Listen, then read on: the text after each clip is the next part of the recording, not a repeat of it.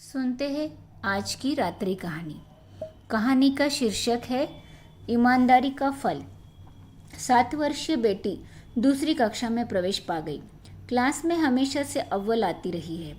पिछले दिनों तनख्वाह मिली तो मैं उसे नई स्कूल ड्रेस और जूते दिलवाने के लिए बाजार ले गया। बेटी ने जूते लेने से यह कहकर इनकार कर दिया कि पुराने जूतों की बस थोड़ी सी मरम्मत की ज़रूरत है, वो अभी इस साल काम दे सकते हैं। अपने जूतों को की बजाय उसने मुझे अपने दादा की कमज़ोर हो चुकी नज़र के लिए नया चश्मा बनवाने को कहा। मैंने सोचा बेटी अपने दादा से शायद बहुत प्यार करती है, इसलिए अपने जूतों की बजाय उनके चश्मे को ज़्यादा ज़रूरी समझ रही है।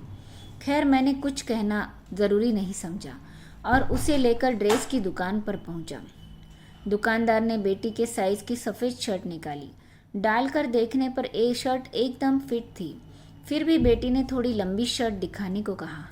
मैंने बेटी से कहा, बेटा ये शर्ट तुम्हें बिल्कुल सही है, तो फिर और लंबी क्यों?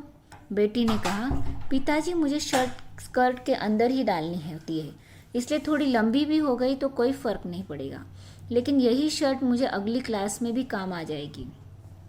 पिछली वाली शर्ट तो अभी भी नई जैसी ही पड़ी है, लेकिन छोटी होने की वजह से मैं उसे पहन नहीं पा रही। मैं खामोश रहा। घर आते वक्त मैंने बेटी से पूछा, तुम्हें ये सब बातें कौन सिखाता है बेटा? बेटी ने कहा, पिताजी मैं अक्सर देखती हूँ कि कभी माँ अपनी साड़ी को छोड़कर तो कभी आप अपने जूतों को छोड़कर हमेशा मेरी किताबों और कपड़ों पर पैसे खर्च किया कर दिया करते हैं।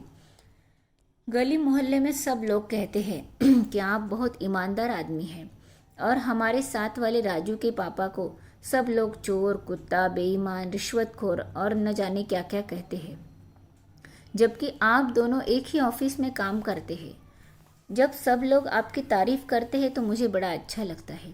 मम्मी और दादाजी भी आपकी तारीफ करते हैं। पिताजी, मैं चाहती हूँ कि मुझे कभी जीवन में नए कपड़े, नए जूते मिले या न मिले, लेकिन कोई आपको चोर, बेईमान, रिश्वतखोर या ऐसे कुछ अपशब्द न कहे। मैं आपकी ताकत बनना चाहती हूँ पिताजी, आपकी कमज़ोरी नहीं। बेटी की बात सुनकर मैं निरुत्तर हो गया। आज मुझे पहली बार मेरी ईमानदारी का फल मिला था, इनाम मिला था। आज बहुत दिनों के बाद आंखों में खुशी, गर्व और सम्मान के आंसू थे।